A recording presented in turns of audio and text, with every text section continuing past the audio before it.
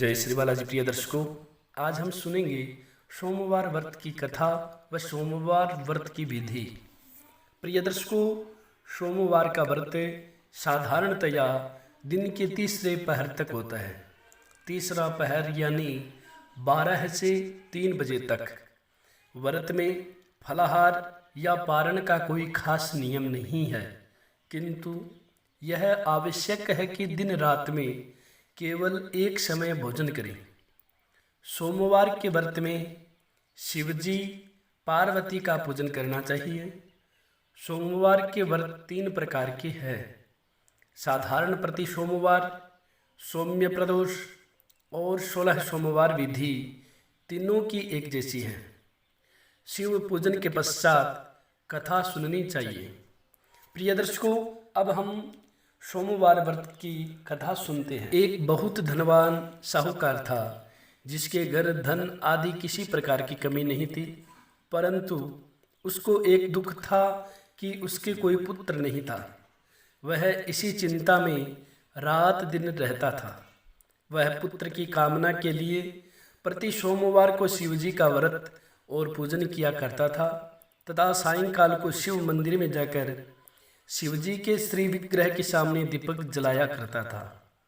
उसके इस भक्ति भाव को देखकर एक समय माँ पार्वती ने शिवजी महाराज से कहा कि महाराज, यह साहूकार आपका अनन्य भक्त है और सदैव आपका व्रत और पूजन बड़ी श्रद्धा से करता है। इसकी मनोकामना पूर्ण करनी चाहिए। शिवजी ने कहा, हे पार्वती, यह संसार कर्म क्षेत्र है। जैसे किसान खेत में जैसा बीज बोता है वैसा ही फल काटता है, उसी तरह इस संसार में जैसा कर्म करते हैं वैसा ही फल भोगते हैं। पार्वती जी ने अत्यंत आग्रह से कहा, महाराज, जब यह आपका अनन्य भक्त है और इसको अगर किसी प्रकार का दुख है तो उसका अवश्य दूर करना चाहिए, क्योंकि आप सदैव अपने भक्तों पर दयालु होते हैं और उनके दुखों को दूर करते हैं। यदि आप ऐसा नहीं करेंगे तो मनुष्य आपकी सेवा तथा व्रत क्यों करेंगे? पार्वती जी का ऐसा आग्रह देख शिवजी महाराज कहने लगे, हे पार्वती, इसके कोई पुत्र नहीं है, इसी चिंता में यह अति दुखी रहता है। इसके भाग्य में पुत्र न होने पर भी मैं इसको पुत्र की प्राप्ति का वर देता हूँ, परंतु यह पुत्र केवल 12 वर्ष तक जीवित रहेगा। इसके पश्चात वह मृत्यु को प्राप्त हो जाएगा। इससे अधिक मैं और कुछ इसके लिए नहीं कर सकता। यह सब बातें साहूकार सुन रहा था। इससे उसको न कुछ प्रसन्नता हुई और न ही कुछ दुख हुआ। वह पहले जैसा ही शिवजी महाराज का व्रत और पूजन करता रहा। कुछ काल व्यतीत हो जाने पर साहूकार की स्त्री गर्भवती हुई और 10वें महीने में उसके गर्भ से अति सुंदर पुत्र की प्राप्ति हुई। साहूकार के घर में बहुत खुशी मनाई गई, परंतु साहूकार ने उसकी केवल 12 वर्ष की आयु जान कोई अधिक प्रसन्नता प्रकट नहीं की और न किसी को भेद बताया। जब वह बालक 11 वर्ष का हो गया तो उस बालक की माता ने उसके पिता से विवाह आदि के लिए कहा, तो वह साहूकार कहने लगा कि अभी मैं इसका विवाह नहीं करूँगा, अपने पुत्र को काशी जी पढ़ने के लिए भेजूँगा। फिर साहूकार ने अपने साले अर्थात बालक के मामा को बुला उसको बहुत सा धन देकर कहा, तुम इस बालक को काशी जी पढ़ने के लिए ले जाओ और रास्ते में जिस स्थान पर भी जाओ यज्ञ करते और ब्राह्मणों को भोजन कराते जाओ। वह दोनों मामा भांजे यज्ञ करते और ब्राह्मणों को भोजन कराते जा रहे थे। रास्ते में एक शहर पड़ा। उस शहर में राजा की कन्या का विवाह था और दूसरे राजा का लड़का जो विवाह कराने के लिए बारात लेकर आया था, वह एक आंख से काना था। उसके पिता को इस बात की बड़ी चिंता थी कि कहीं वर को देख कन्या के माता पिता विवाह में किसी प्रकार की अड़चन पैदा न कर दे। इस कारण जब उसने अति सुंदर सेठ के लड़के को देखा तो मन में विचार आया कि क्यों न दरवाजे के समय इस लड़के से वर का काम चलाया जाए। ऐसा विचार कर वर के पिता ने उस लड़के और मामा से बात की तो वे राजी हो गए। फिर उस लड़के को वर के कपड़े पहना तथा घोड़ी पर चढ़ा दरवाजे पर ले गए और सब कार्य प्रसन्नता से पूर्ण हो गया। फिर वर के पिता ने सोचा कि यदि विवाह कार्य भी इसी केस से करा लिया जाए तो क्या बुराई है। ऐसा विचार कर उसने लड़के और उसके मामा से कहा, यदि आप फेरों का और कन्यादान के काम को भी करा दे तो आपकी बड़ी कृपा होगी और मैं इसके बदले में आपको बहुत कुछ धन दूंगा। तो उन्होंने स्वीकार कर लिया और विवाह कार्य भी बहुत अच्छी तरह से संपन्न हो गया। परंतु जिस समय लड़का जाने लगा तो उसने राजकुमारी की चुंदड़ी के पल्ले पर लिख दिया कि तेरा विवाह तो मेरे साथ हुआ है, परंतु जिस राजकुमार के साथ तुमको भेजेंगे वह एक आंख से काना है और मैं काशी जी पढ़ने जा रहा हूँ। लड़के के जाने के पश्चात उस राजकुमारी ने जब अपनी चुंदड़ी पर ऐसा लिखा हुआ पाया तो उसने राजकुमार के साथ जाने से मना कर दिया और कहा कि यह मेरा पति नहीं है, मेरा विवाह इसके साथ नहीं हुआ है, वह तो काशी जी पढ़ने गया है। राजकुमारी के माता पिता ने अपनी कन्या को विदा नहीं किया और बारात वापस चली गई। उधर सेठ का लड़का और उसका मामा काशी जी पहुंच गए। वहां जाकर उन्होंने यज्ञ करना और लड़के ने पढ़ना शुरू कर दिया।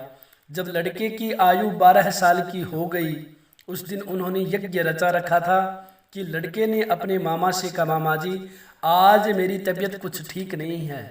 मामा ने कहा अंदर जाकर सो जाओ। लड़का अंदर जाकर सो गया और थोड़ी देर में उसके प्राण निकल गए। जब उसके मामा ने आकर देखा तो वह मुर्दा पड़ा था तो उसको बड़ा दुख हुआ और उसने सोचा कि अगर मैं अभी रोना पीटना मचा दूंगा तो यज्ञ का कार्य अधूरा रह जाएगा। अतः उसने जल्दी से यज्ञ का कार्य समाप्त कर ब्राह्मणों के जाने के बाद रोना पीटना आरंभ कर दिया। संयोगवश उसी समय शिव पार्वती जी उधर से जा रहे थे। जब उन्होंने जोर जोर से रोने की आवाज़ सुनी तो पार्वती जी कहने लगी, महाराज कोई दुखिया रो रहा है, इसके कष्ट को दूर कर दीजिए। जब शिव पार्वती जी ने पास जाकर देखा तो वहाँ एक लड़का मुर्दा पड़ा था।